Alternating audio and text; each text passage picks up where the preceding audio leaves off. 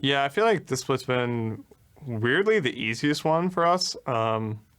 We swap out players a lot. We actually practice less than all the other academy teams, and we're just like dominating harder than we ever have. So there's something weird going on, but I guess we've got the mojo or something. Thank you, and welcome back for Game 5 of the day, which has CLGA Academy given the daunting task of taking down Cloud9 Academy and their mojo. Yeah, the mojo for sure. Less filling, more taste for them, and unfortunately for their opponent, it's just not their split. They never quite found their footing for CLG, but on their final day, they're going to be bringing in Ruin, the LCS top laner who replaced Arshan.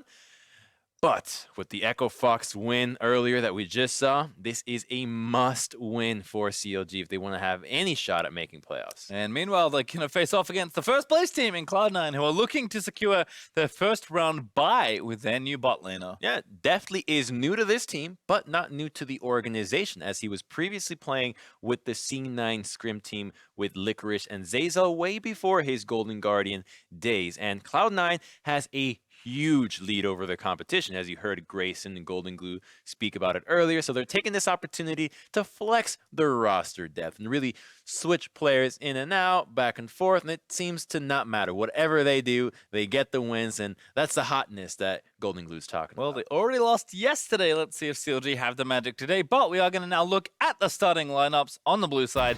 It's CLG Academy. In the top lane, for his first time in Academy, it is Ruin. In the jungle, Moon. Mid laner Tuesday, bot and support Auto and Core Lin, and their coach Exogen. And over on the red side, it's Cloud9 Academy with Kumo in the top lane, Blabber in the jungle, Golden Glue in mid, Deftly and Diamond at bot and support with their coach, Westerice.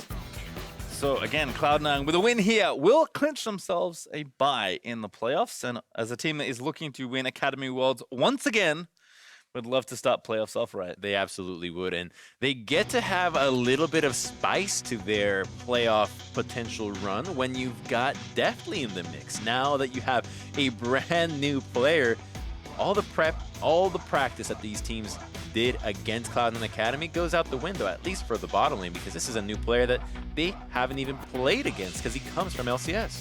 Well, I mean, Keith on the GGS side certainly has gelled pretty quickly with his team, so definitely scorelines have been good so far this week, but we'll see if they can convert it into a victory. But the bans are almost done here in the first phase. Silas, Yasuo, and Twisted Fate taken off the board by CLG Academy, with C9 going with Karma Yumi and Sona. It could definitely be Sona. Sejuani. We're both wrong. Tom Kench. Tom Kench. Don't want to make it easy on the bot lane. But make it easy for us. First pick the Sejuani, and Blabber is the kind of player that would answer with whatever he wants. Yep. This is not somebody that cares about whether it's a good matchup or not. He is confident in his own abilities. He'll play whatever he feels into it, although the most common ones are the Trundle, the Jarvans, the Silas that we saw, and that's about it.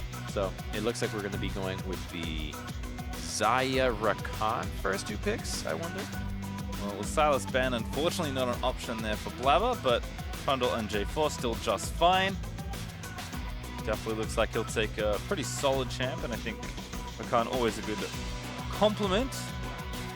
But C9 thinking certainly pretty hard on this pick, so it's not as obvious as just taking the Rakan. Looks like today's red side special of Xayah Jarvan will continue though. Looks pretty standard. It makes drafting very easy for everyone. It's like, okay, they're going to just go Xayah and Jarvan or Xayah Rakan, etc. And when you take these two away, you don't want the opposing team to go with a Sivir, because it's going to be really tough to go Sivir into the Jarvan when it comes to team fights, and then Sivir against Xayah in the laning phase. So instead, you lock it in right away. Nobody wants to take the Rakan on their own. So you kind of guarantee that you can get Xayah Rakan by taking these two picks early on. And so it's like you drafted 3 champions with only showing 2. Yeah, it's a really cool thing to see, and CLG have obliged taking Ezreal Braum here. I have a funny feeling C9 assumed Auto was just going to take Ezreal here, so they just wanted to take the Tom Kench away. Did they assume it's TFT? The Glacial stack. Ooh. Braum, we don't see that much anymore. No, certainly a champion that a lot of different supports have had a lot of experience on, but in this metagame doesn't feel all that good. No, and so much of it is because of the poke that happens in the bottom lane. You've got, what, Sonas, Yumis, Karmas, even Tom Kench is really good against Braum. You can always devour the target that gets stunned, and you're pretty good at fighting against Braum himself. You've got even Nautilus doing a lot of magic damage, so Braum has falling out of flavor, but we'll see if Colin and Otto can make something out of this, because it does have a lot of power for all in. You remember that the Mystic Shot does count as the auto attack, proccing that stun a little bit faster and can surprise somebody. Well, phase 2 now, and solo lane is starting to get taken away. Makes sense with jungles and bot lanes drafted by both sides, but Renekton going to be taken away from Ruin, and Kiana taken away from either Golden Glue or Kumo, but I would assume at Golden Glue more readily. So C9 is respecting Ruin, the they LCS remember player. Yeah, LCS player going to the top lane, and Ruin will have to blind his champion. So what Cloud9 Academy is doing is banning all the best blind top lane champions. Even though Aatrox still remains, they are getting rid of the ones that are a little bit more punishing with gank assist. So I wonder what happens here with Aatrox though, because why wouldn't you just first pick that, right? That's a pretty viable top lane blind pick. Well, Corki being banned away, I don't think you're compelled to pick Azir here, but I think CLGA are telling you that's what they want. So Golden Glue says, okay, I'll take it away from you then, and we were probably going to counter pick Ruin anyway. So C9 pretty happy just to take Azir there and kick the ball back over to CLG. Yeah, and I suppose if Ruin were to go the Aatrox blind, he would be exposing himself to potentially a Camille as a response, and that would be dangerous, but it's still just a very strong pick, and you can usually take that matchup because you're not counting on the Camille team to execute on Camille perfectly. It's just so hard right now, so instead we're going to go with the Jace, which could be a good matchup into the Aurelion Sol, but it's probably just a top lane. Yeah, I imagine it's top there for Ruin, and we'll see what Tuesday does want to counter pick here in mid, because the current standard of Corki is not available. Kassadin can be okay. LeBlanc has traditionally been good, but you do need jungle assistance most of the time. Can be a bit risky. Akali also pretty similar. We saw FLICKR massively outplay an Azir on this champion here in Akali, so certainly is an option. Again, Azir pretty immobile, Akali very mobile, so you can kind of see how that lines up. But again, you do need to execute very well if you're gonna try and play something aggressive into Azir. Absolutely. Otherwise, Azir will bring down the hammer of punishment. And speaking of hammers, yes, the Poppy. Hammer time top lane. Such a sick pick here. Great. So much mobility on the side of CLG. In fact, every single member has an ability that can get stopped. Oh, never mind. Ezreal can't get stopped by Poppy. But 4 out of 5 is good enough. Not bad, as they say, at least where I'm from. There's Jace up against the Poppy here, and it's the counter pick that FLICKR has actually shown off quite a few times in the LCS into Jace. So I wouldn't really call it a counter pick, but it's definitely not good now that Jace received so many nerfs, and then Poppy does better and better into him, that you need a really good Jace to be able to punish the matchup, because Poppy does do a lot of damage, and when you have a stronger jungler for these ganks in the Jarvan, it gets really dicey for Jace, because Cataclysm into Slam, and you're dead. Yep, that's generally how it goes. It's that easy. So we'll see if Flabber and Kumo can combine to pick on Ruin. The player CLG have brought in at a desperate time for them. They must win here, with Echo Fox winning the last game to retain any sort of chances for playoffs. I imagine we'll see quite a lot of attention brought towards the LCS top laner here, although Kumo recently been in the LCS too, so no stranger to stronger opponents. Desperate times call for desperate measures, although I wonder how desperate of measures would CLG need to do here, because I don't even think bringing in Ruin is enough of a desperate measure here. They are in dead last. Well, we'll certainly see how it all unfolds. Looks like a very CLG-esque invade is going to come out here with the Braum plus a Sejuani. Have to feel pretty comfy potentially making something happen early. And I don't think that Cloud9 is going to fall for this. You're dealing with a Braum at level 1, you just back off. Well, for now, they are in the brush, and here comes the troops. Oh, they don't see it. Okay, they do. Yeah, now they do. They're, all right, we're out of here. See you guys. It was fun. You can have the buff. Maybe. Maybe Blabber wants to try and contest with the smite, but don't think it's really worth it. Yeah, and Blabber knows he's just going to give it up. And looks like we may very well have a split map here. As Moon smites that down, is going to stay in this half of the jungle and finish off the Raptors. And Blabber straight to the blue buff, and I imagine he'll be walking over to CLG's side of the jungle pretty shortly after this as well. We need to see what Cloud9 does around the bottom lane here, because there is a cost to Call9 doing what he just did, leaving the Ezreal alone. And it looks like what C9 is doing, I really like this.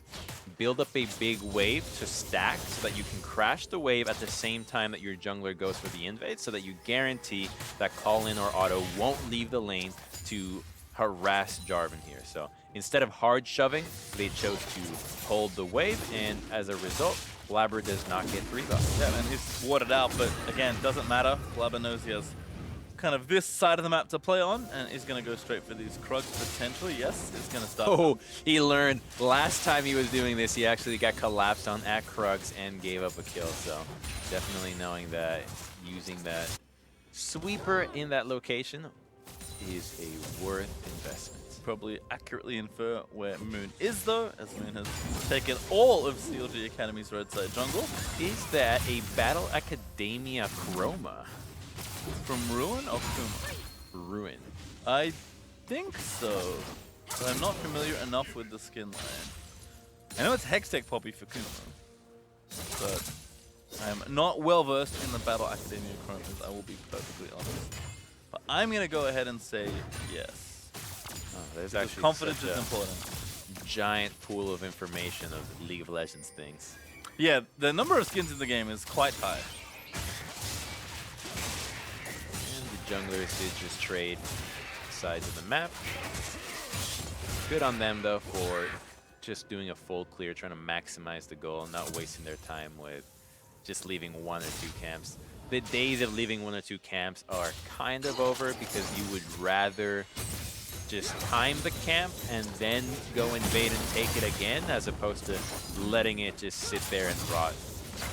Yeah, I feel like it died with Season 2 Nunu. He was the last. No, you could still do it. I think you could probably do it up until Season 7, where it was viable. I think 8 and 9 really made it so doing that is not optimal, just because of how grotesque the leads you can get early now are. I mean, in game 1 of the day, we saw an almost 10,000 gold lead at under 15 minutes, and you just can't do that if you're leaving up camps and forbidding them from respawning. Seeing a lot of Electrocute Azir today as well. Golden Glue has taken that one into battle. Moon, though, back on the side of the map he started. And with a ward spotting Blabber, maybe going to warn about a potential top threat, but Moon is cycling these Raptors, which is kind of what you were alluding to earlier. Exactly. He's doing just that, right? Not leaving them. Oh, he leaves one this time. Ah! Nope, he does it. Oh, that's a really, really good stun. And Blabber instantly flashes in for the first blood. I love this gank, and it's not because Blabber goes and... Wait. This is the counter gank that Ruin wanted a few moments ago, but Blabber EQ and used the blast plant to get out of there, so he's fine. What I love about that gank is that Blabber did not choose to combo flash, which takes 0 damage. There's no damage in that play. It's just the knockup. Instead, he flashes in to make sure that both the flag damage and the Q damage connect, which do lower the armor and the only the armor of the Jace, making him so easy to take down. Only needed the armor there, and Kumo setting that up nicely as Ruin playing a little too far forward. Has not TP'd back to lane though. Kumo did commit his, so we'll see if Ruin can kind of extend this lead and keep kleptoing up for a little while longer. Another great stun from Kumo though. All right, look at that much damage. Another one of those, and he's in kill range. And with his early Tabai here for Kumo, maybe this is where Poppy can kind of start taking the lane back over. Right now getting the big wave pushed up. Blabber clearing out this Scuttle Crab is about 25% of the way towards level 6. He's going to go back here and meet Moon at the Raptor Pit though. Golden Glue pushing the wave. I don't know if Moon can really stand here and contest. His mid laner just recalled, but does have TP, so Blabber will think twice and just back out of there as Golden Glue likely has to reset also. He has the advantage of the Raptors resetting and aggroing towards the left side more often than towards the right, so it forces Blabber to really overcommit if he were to go in and get that close, which would put him in range of getting hit by the W of Sejuani. Then it just gets really messy, so it's not worth it for that camp. Does back away as bottom lane 20 CS ahead here for Deathly and Diamond, who with all kind of the top side jungle action have just been casually pushing this in. Again, Ezreal lanes traditionally not that aggressive. Good trade there onto call in as Diamond does find the knock up with the W. So Sejuani just fought Blabber off of the red side jungle, and it looks like they're prepping each other for the red spawn. Moon. Oh, you can just tell that Moon actually did not time the Raptor camp on his own, because he was walking towards Wolves and then only realized, oh, wait a minute, Raptors are back up, path right back to Raptors. So wasting a little bit of time there. Had he been a little more proficient with the timing, he would have been able to hit it right from the start and would have been ahead of Blabber, who was able to secure that red buff already. So the fight in the top jungle that we didn't get to see resulted in Blabber now 3-buffing Moon. Yeah, gonna steal that next buff and be able to take one away. Colin does rotate in, but too late to prevent the steal from happening. As Kumo also starting to win trades versus Ruin and keep that CS nice and even. He's gonna force the Jace back to base. Ruin though, of course, held on to his TP, so we'll commit it now. Blabber looking to start this dragon. It feels really good to do dragons when you've got a red buff just helping you out with the damage, knowing that you're going to be able to regenerate right after. And the fire dragon is one of the easiest to take down, which is a little strange. You'd think that a very powerful dragon such as that one would put up more of a fight, but instead it's the ocean that tends to be the more powerful of dragons. Successful solo there for Blabber, with both mid and bot pushing.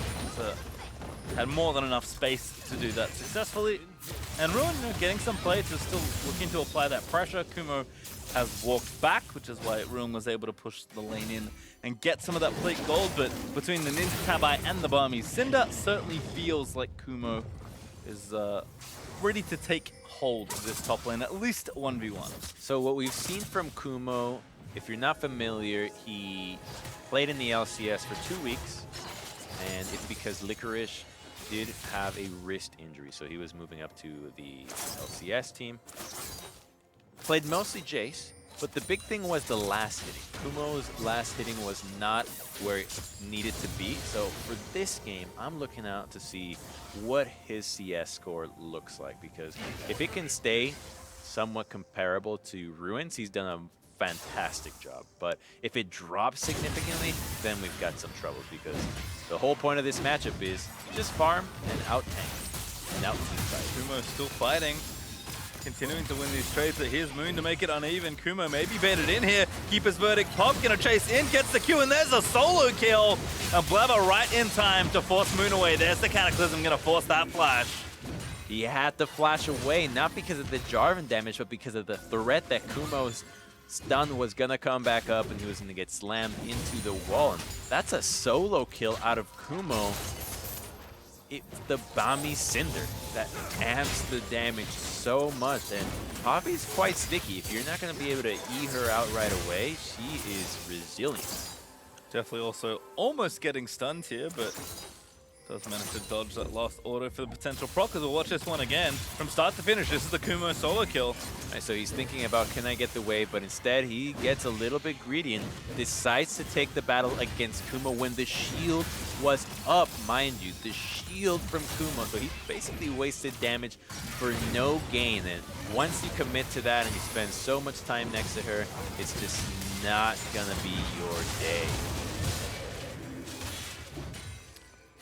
Well, very impressive stuff there from Kumo there in the 1v1. Ruin joining the Academy squad for the first time today. Not so great when he gets solo killed. No, not at all, but hey, he is technically up against an LCS top laner now with plenty of experience. LCS everywhere. As you noted, we do have a pause. We'll get back into the game ASAP. There was a client crash, I believe, so player probably just needs to restart and then get themselves back in. But we can take a bit of breathing room here. I think Cloud9 Academy always feared as this very aggressive team, but actually it's been quite a controlled game from both sides. I mean, apart from Ruin just getting solo killed, things have actually been quite quiet. And I think they're probably happy with that. They're playing with a new bottom laner, so it's going to take a while to build up that synergy.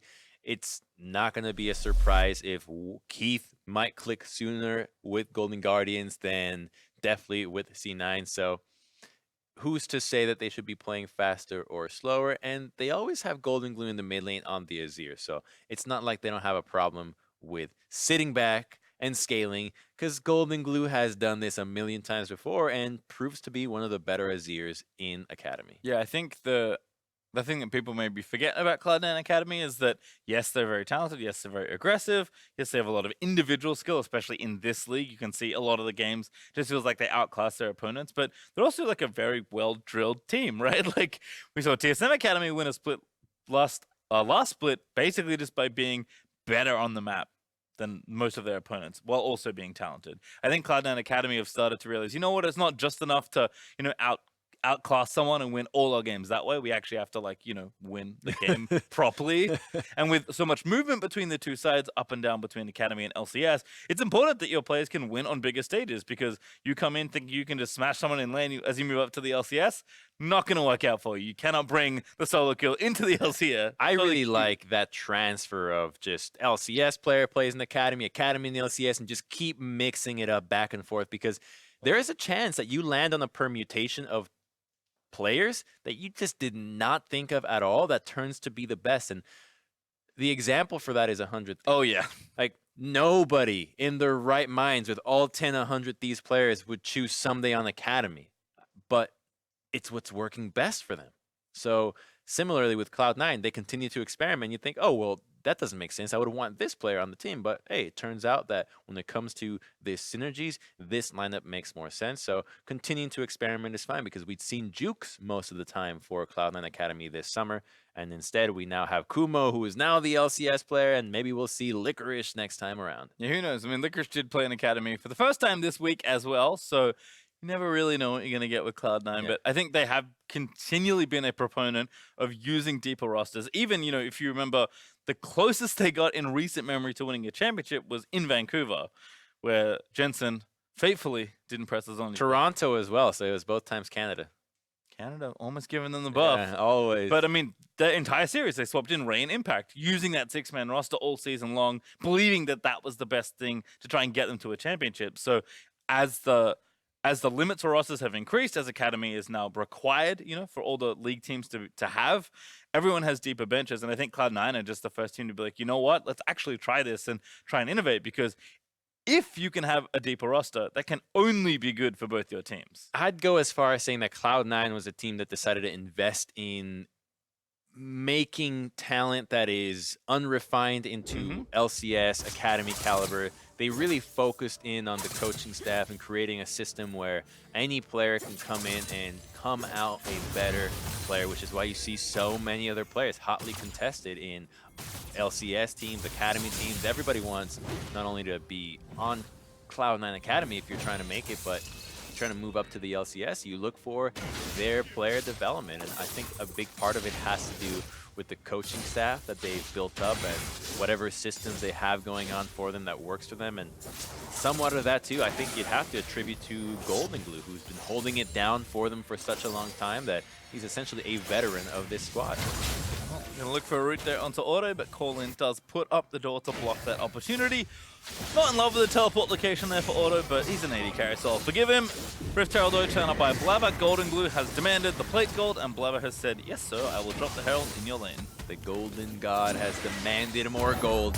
What's new? And we'll collect a couple extra plates there as well. Not enough for the turret, but bonus gold always nice. Blabber much more interested in continuing to stay active on this map as he's almost about to face check Moon. Puts a cheeky ward down though to spot him, and this dive is starting real quick.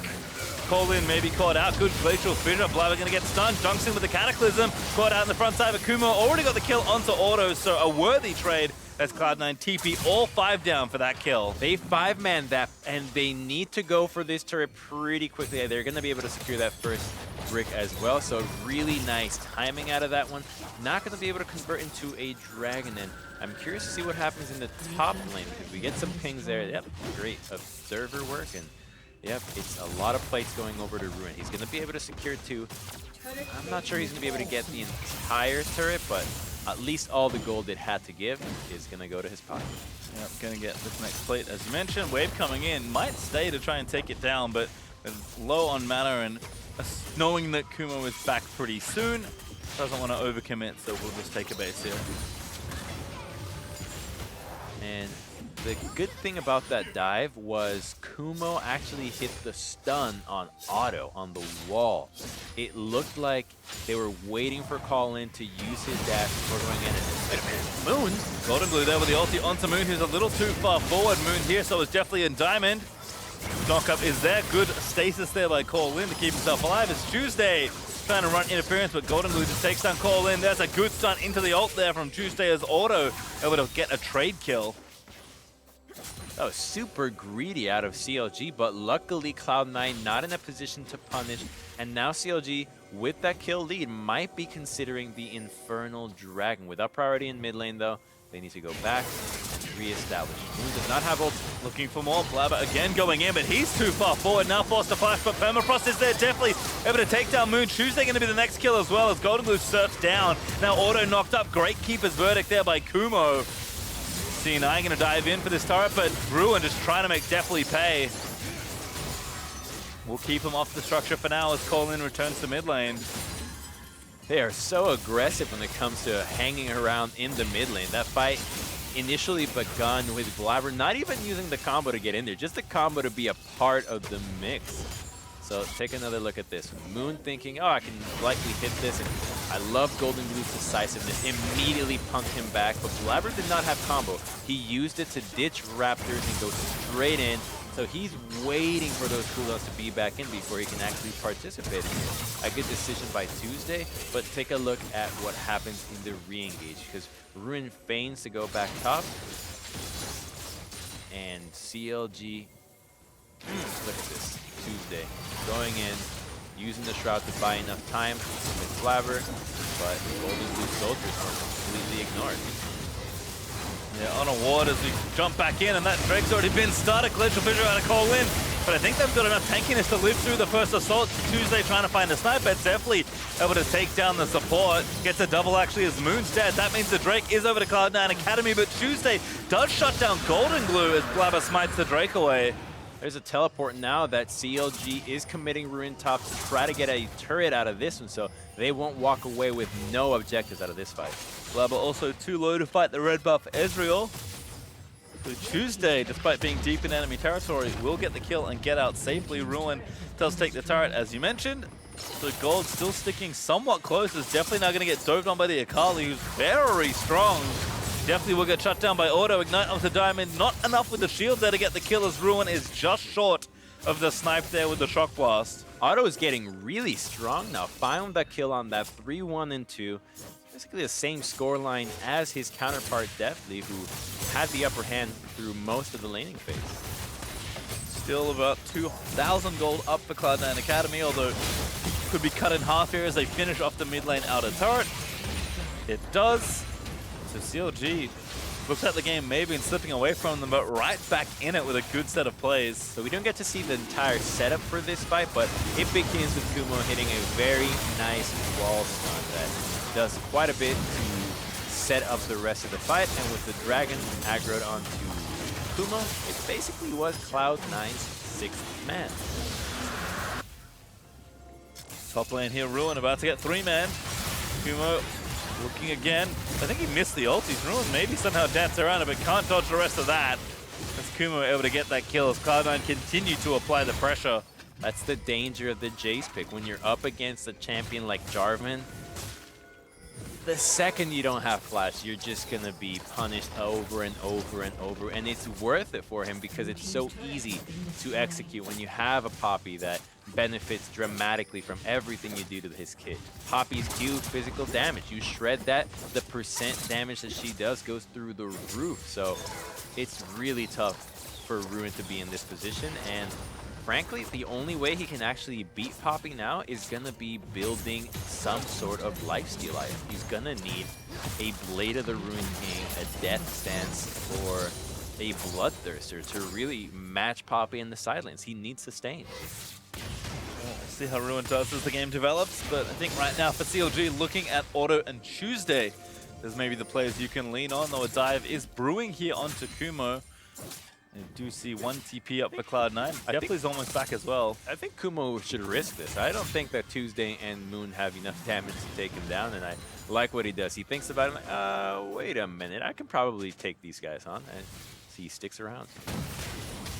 Auto also taking the red buff, as Definitely and Diamond did get the tier 2 in top lane as well, thanks to Demolish there on Diamond's side. So 2 Infernals still holding firm with a 2,000 gold lead here for Cloud9 Academy, but certainly the game is not running away from CLG. No, not at all. At a 2,000 gold lead, really the worst thing for them is the double Infernal. That's about it.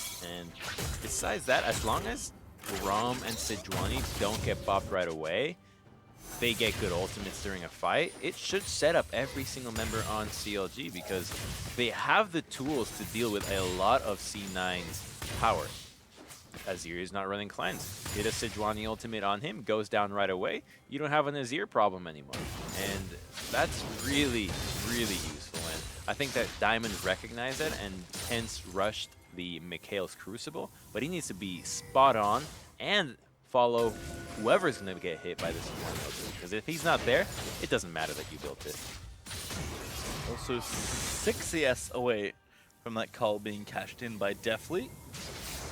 But both ADs pretty strong. You can see Auto has almost finished his Blade of the Ruin King as Ruin has finished his Ghost Blade, so is still a while away from being able to really contest the Poppy 1v1, who's gone straight for double armor items. I think it is smart to leave Tuesday down where they are right now, trying to face off against the Poppy and at least have some threat. But it looks like our next dragon is spawning in about a minute or so. I think see where the teams want to posture, play around the next objective. Cloud9 do know that, you know, they've got a lead, they've got this space, but probably guessing correctly that they're not that far ahead. Yeah, and that they need to be around Kumo. If you just press the score lines, you know that Kumo is such a powerful member. He's not going to get killed by Jace or Ezreal. And he's not even a Kali right now, folks. Going in again, Blabber finds a knockup. Diamond with a follow-up there. Really nice for combo after the EQ from Jarvan, but Moon. Defensive Sejuani up. Blabber looking to get picked off. Ruin. Flash Q's in there and hammer form, but Kumo, he's found the flank. A 3-man keeper's verdict, tanking almost everyone, does finally fall as Tuesday tries to assassinate Deftly, and that ult from Auto is going to make sure it happens as Tuesday over the wall he goes. Now Diamond picked off by Auto, and it's Golden Glue, the only one left, but he surfs in to take down Auto and at least get some sort of trade back. Now Call in dead as Golden Glue able to grab the double kill. He's got enough mana to take down Moon if they continue to chase him, but now has the tower. I think he's going to be safe. Yeah, he can walk out of there Tuesday. No mobility left to try and chase the Azir, so Golden Glue able to reap the back end of that team fight.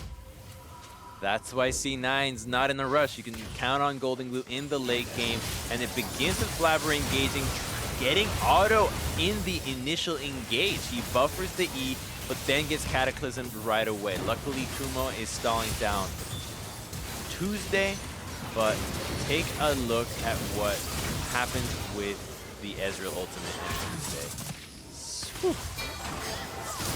That set it all up. Third Infernal, though, does go to Cloud9. Blabber going to try and get out. Actually, maybe they'll turn it back around. Auto deleted in an instant as Definitely gets the credit.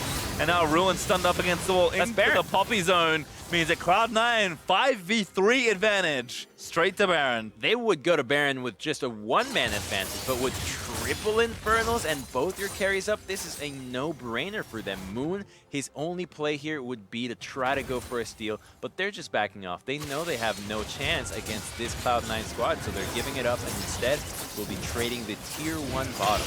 I mean, not really a trade at all, but they have to take what they can get at this point. It's a bad trade, but it's a trade. Yeah, better than nothing, Crumbs. But 5,000 gold ahead now for Cloud9 Academy. Baron on for 3 minutes as we'll watch this again. Well played flank here by Diamond coming in on the Rakan. They didn't clear out the ward right away, so they didn't know that C9 was going to be so quick on the collapse. And the fact that auto goes down right away is the indication that the fight is already over. CLG is unlikely to win a fight here if the Ezreal goes out. Most of the gold has been on him, and the itemization, as you can see, is clearly in his favor. The only member on CLG with 3 completed items. But not going to matter too much against the incoming horde of Baron empowered minions. Kumo kind of getting things done here in mid. We have Deathly in bottom lane pushing those in, and we have a missed ulti there by Moon on Sejuani. What do you call it? Warning shot. Across the nose. Warning shot, yeah. Wait, watch out, or this could hit you. Diamond, ooh, very risky face check. In fact, he had a ward there, although the control ward meant that he didn't have vision. Definitely, though, just busy playing Minecraft, I guess? Knocking down structures. Rebuilding them into popular internet memes. As this wave will peter out, but the next one's up pretty soon. Looks like Cloud9 Academy are committing to just trying to hammer one lane right now. They've got Kumo doing work in mid. He'll take down the tier 2.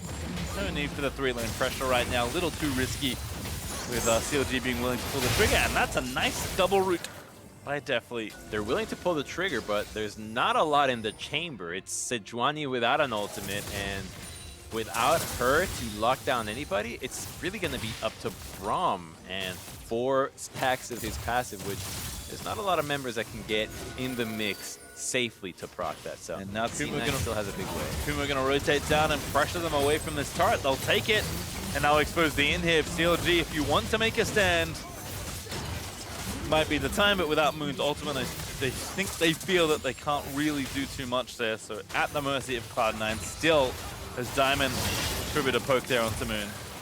That's a nice little play from C9. The fact that you get some chunk there does let you transition more comfortably into the siege on mid, knowing that Sejuani has to base, and now she's not going to be here to meet the initial crash. Buys you a little bit of time to knock away at the turret. And can she proc the... Yep, they got the demolish. Wave is gone. There's an ulti. Finds Diamond. Could keep his verdict though for Kumo, kicking most of them out of the fight as Golden Blue pops up the Sundisk. Diamond finds him in the invis and almost able to take down the Akali as Kumo just saw him to dash him out of the shroud, I think.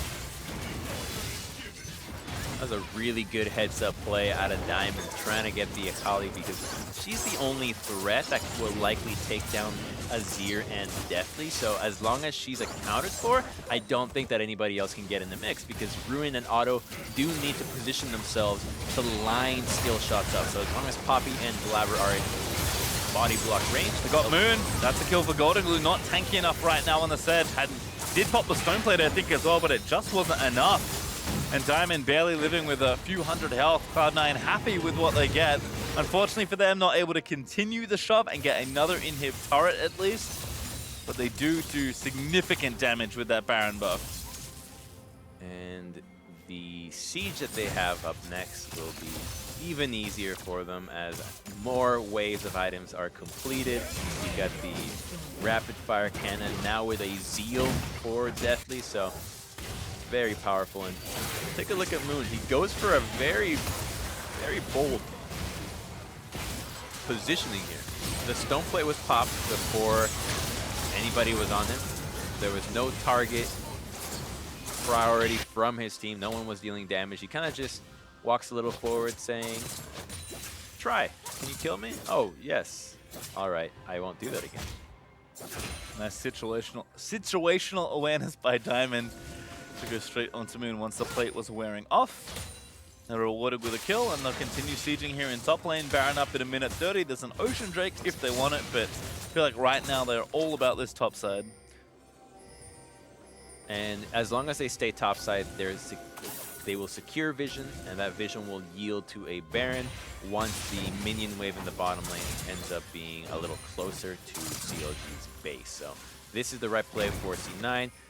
If they were to spend much resources setting up a play around the Dragon, it would slow down how quickly they could transition to the next Baron, which is what's going to win them the game. That Ocean Dragon is not a game winner. It's just an objective to take. It's something to do while you're passing the time. Well, they are passing time to Baron, so they will in fact take it. But again, I think they've had this timed out all relatively well. Ocean Drake now going to make that siege around Baron even easier. They can play the waiting game for quite a while here. And Ruin is busy taking down the super minions, doing a decent job as Kumo goes in. There's Blabber following in as well on to call in. Glacial Pitcher is decent. Back he goes as Tuesday dove in onto Golden Glue. And Moon found the ultimate into stasis. Goes Grayson as they'll keep moving through. Tuesday trying to find the assassination, but Ruin joined the fight to take down Diamond. Still definitely with the Featherstorm. Gets 2 kills out of that, I think. But actually a 2v3 right now as they have to try and juke out the rest of these skill shots. Auto quite strong, and Tuesday still up and ready to go. Yes, they hit those Qs. That's the first one. Iceborne still lands, forcing the flash. They'll keep going. No, again, Feathers on the ground, but don't pull back for the root. And CLGA Academy find a much-needed teamfight win. They're committing. Tuesday's over the wall. I think CLG should have this. Can Kumo find a way to outplay it, though? Kumo again waiting. No ulti, though. Just has to try and juke for as long as he can. Almost dead, but definitely again trying to play gatekeeper. But Tuesday bounces onto Deathly. Good route there, but Deathly is going to get shot down. That'll be both, and that's a delayed ace for CLG Academy. That's huge. Cloud9 was poised to almost win the game before that fight, but Moon found the way to go on to Golden Glue, connects the ultimate, and much of the fight, Kumo was not able to participate or do as much as he would have liked because he got so focused down, but there just was no more damage for anybody. Oh, wrong place, wrong time there for Roman. Auto pays the price as well, TPing in to certain death. Golden Glue, though, will die. Another 3v2 here for CLG as they TP in to protect their friends. Only Blabber and Diamond up right now for Cloud9. Ruin just destroying this Rakan. Q does get dodged out. Diamond very smartly dashing back to Blabber at the correct time. But CLG now the ones with the Baron control, not what Cloud9 wanted when they brewed up that play. C9 is playing with fire here. They can only afford a few more of those before CLG actually take the Baron and try to take inhibitors of their own. The gold lead is shrinking. And once again, that fight, Golden Glue got stunned by Moon. So as long as they can continue to do that, it's going to go well. Nice Featherstorm there. Definitely still going to get slowed, but triple root. Going to make sure nothing happens there as he pulls back the Feathers from the ulti. I love the attempt by CLG, but definitely quick reactions there.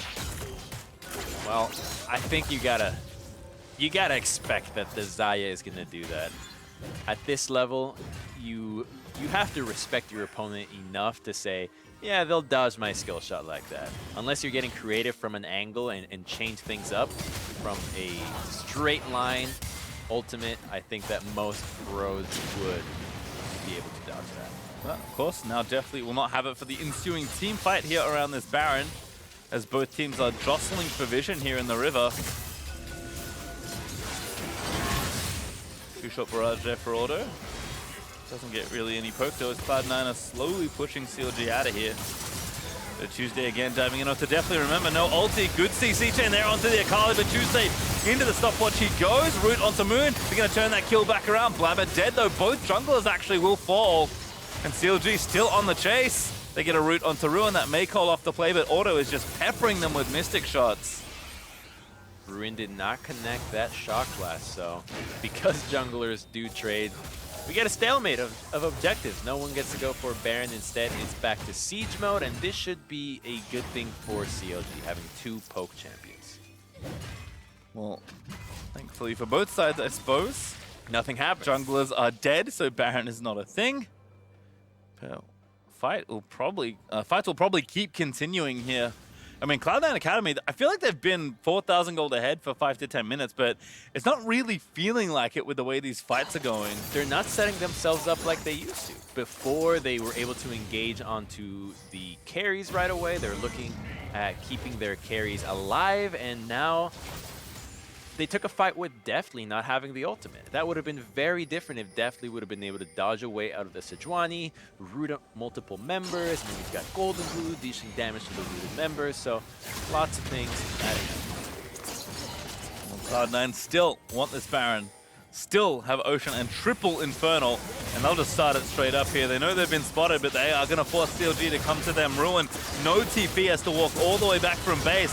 Diving in a steal up Tuesday. Cannot be stolen. Good block there from Kumo with the Poppy, but the fight's still going to break out here. Cloud9 in the pit, fighting desperately as Golden Glue puts up the Emperor's Survivor. Tuesday dodges all the way over. Still Kumo finds the stun, and despite the domination out of Tuesday, Cloud9 Academy get the Baron and find the kills. It's unbelievable how many times this Cloud9 Academy team goes for the Baron and plays it well. It's their textbook play. They have the Baron down better than any other team. And when they just decide, you know what, let's just go 5v5 at Baron, it seems like every single time they outplay their opponents or their opponents fumble the opportunity. And now Blabber instantly on Flash heroic dash there. Does give Kumo the follow-up stun, and that's a shutdown onto Ruin. Only 2 alive here for CLG Academy, and 4 here for Cloud9 as they look to end this game. True Shot Barrage is nice, but another stun lands. They'll take down Moon now. Auto left in a 1v4 situation. He's going to be chased out of his own base as the Feather barely clips Ezreal to pick up the kill for Deathly, and Cloud9 Academy, they'll open up the Nexus. They'll pick up their final win of this Super Week if the defense isn't there for the rest of CLG. Tuesday in the Shroud trying to fight it out again. Looks for the assassination in onto Deathly, goes into stasis, but will be killed. Tuesday is able to find the shutdown. Actually still alive for a little while longer. Blabber, though, able to get that kill, and the Baron minions are finishing up the Nexus. Cloud9 Academy finish the Super Week with a victory. You can see how decisive they are when they choose to just group up and stick to the drilled fundamentals that we spoke about earlier. They go to the Baron, they understand how to peel, and they saw the window of opportunity that Ruin just wasn't there. Ruin was at base, he had to run all the way back up. It was a 4v5, and they won it cleanly. I mean, CLG made them work for it, I'll tell you that much. That was a lot closer than I think we expect first for 10th to be. I think that it shouldn't have been that close, though, because up until the first inhibitor, it was completely Cloud9, in my opinion. CLG was fighting back and forth, but when it came to team fighting, Cloud9 really had a stranglehold on it. It was only on that season middle that Golden Glue gets caught out. Poppy starts tanking unnecessary damage that lets CLG ramp up their DPS and dispatch some of the most fed members of C9. Well, we'll take a look now at some of that team fighting. 21 minutes in, there are 4 kills for CLG into the Golden Glue double as this game got messy around the mid-game. It starts off as a 4v4, and a lot of it is because the Poppy was harassing the Akali in the bottom lane, so some of the most influential members of both teams were not involved, and it was only up until Auto hit that crucial ultimate that it prompted Akali to go in and then turn things around. And Grayson did a really good job here of finding a way to go onto Ezreal and even sneak in the kill onto the Braum. And then puts up the disc, runs away, and delays the game a little while longer. It did feel like for a long time there weren't too many decisive fights, but you mentioned at Baron, Cloud9 always look good, so we'll take a look now at the replay for that final fight around the Baron pit. It looks dicey, but this is Cloud9 Academy to a T. Yeah, they were very fast at doing it, so CLG didn't really have the option of going crazy for the steal. It was take the fight right here against a Baroned up team, and Jace only makes it at the very end. They already took way too much time to get there, so the opportunity had been missed. And you can see that lull, right? The back and forth is between 10 and 23 minutes, and it's then at the around 27-minute mark where CLG starts getting it back, and C9 just says, you know what? We don't want to give it back. Well, not long now for C9 Academy to pick up that buy. As a correction from earlier, they actually have not clinched it just yet because 100 Thieves are currently holding the tiebreaker thanks to some pretty late surging with Someday. So they're not far away. Only 2 games left to play. They are guaranteed a playoff spot. The buy is close, but not there just yet. Is Someday good enough to take the Thieves to the finals on an undefeated streak? Maybe. Maybe. But to give us his thoughts on that game, Definitely is joining us for an interview via Discord. Definitely, welcome. How you doing, and how you feeling on Cloud9 Academy? Honestly, I'm doing really well. I feel like I really fit in here, and everyone's been super friendly to me, and yeah, it's just been a good time. I feel like we're meshing really well. Nice. What's the difference here for you when it comes to the LCS environment versus the Academy environment? Because we heard from a few interviews ago that they really see a distinction between LCS and Academy. It was especially your former support, Ole, that was speaking about how different it is. And can you speak to us about that? I think a lot of it is just like in LCS there's a lot more at stake. You play every match and there's a lot of people watching, but in Academy you're kind of playing from your like gaming room with just like your friends or your teammates, and that's it. You don't really have to go on stage. You don't have to you don't get criticized that much, so there's not that much pressure compared to LCS. But overall, I feel like both leagues are still pretty competitive. And I heard you mention friends there. I know that there actually are quite a few people that you've known for a long time within the League of Legends scene, and you were formerly associated with Cloud9 before. Does kind of coming to this organization in some ways feel like coming home? Yeah, actually, it feels. Honestly, I thought it'd be kind of daunting joining a new team and all, but it feels like this is where I belong, kind of. Oh. But yeah, like being back with Licorice and Zazel, my ex-teammates, it's really, really nice. I feel like the friendships that we had 2 years ago, it's like still just as strong, and it's just even on the Academy team, it's so much fun playing every day. Did you guys keep in contact while you were at Golden Guardians? Oh yeah, we've kept in contact ever since we left United. Like we've kind of still had that same group of me, Demonte, Greg, Zazel, and Licorice. Like we all still talk to each other. We grab food at times. So it's not like we're not friends at all, but it's just we're definitely a lot closer now. Nice. I got a question for you. Now, Golden Guardians looks pretty good, the Academy team. You guys look really good as well. And suddenly, there's a third team here that's running crazy, 100 Thieves with a Someday, and they beat you guys. Is 100 Thieves really the team that's going to just come and dark horse everybody because of Someday? Like, what is it that's making this team? Because it wasn't just him in the previous match. Like, they're playing pretty well as a unit. Yeah, I think they're definitely looking pretty good. But I feel like for both C9A and GGSA, we kind of had like new roster changes with both me and Keith like swapping teams. So I think like after another week of practice, we'll definitely be looking a lot more solid. But yeah, 100 Thieves are definitely looking pretty good. Well, definitely you have survived Super Week. Congratulations on your win today, and best of luck next week. Thank you so much for joining us on the broadcast. Thank you. Bye-bye. All right, Crumb, so if we check in on how the standings look after Super Week, Cloud9 currently hold on to sole possession of first place, followed by Golden Guardians and 100 Thieves to round out the top three. TLA and TSM, they'll be tied at fourth, and they are safe and sound in the playoff picture, while Echo Fox leads the pack of surviving teams in the race for that final spot. And with their loss, Counterlogic Gaming is unfortunately the first team to be eliminated from the postseason. They will be missed, but there will be more seasons for them to try again. Certainly will, and of course the broadcast returns tomorrow with the start of Week 7 of the LCS as the day kicks off with Cloud9 versus 100 Thieves, followed by TSM versus Golden Guardians with 3 more matches before day 1 completes. I'm really looking forward to that first one. Cloud9 versus 100 Thieves. That's those are 2 explosive teams in both LCS and Academy. They're just hype matches right now. Yeah, I feel like the stories have been kind of similar, which is always fun to watch. But if all that's too long to wait, coming right up is a rebroadcast of this morning's LEC matches ahead of their live Day 2 broadcast starting at 8 a.m. Pacific, 5 p.m. Central European time. But now for myself, Crumbs, and the entire Academy crew, thanks for watching, and we'll see you next week.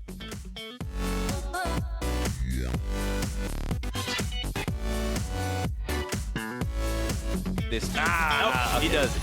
Oh, that's a really, really good stun. Good stasis there by Cole-In to keep himself alive. It's Tuesday trying to run interference, but Golden Glue just takes down Cole-In. There's a good stun into the ult there from Tuesday as Auto. This is Tuesday. Over the wall he goes. Now Diamond picked off by Auto, and it's Golden Glue, the only one left, but he surfs in to take down Auto and at least get some sort of trade back. Now Cole-In dead. Bounces onto Deathly.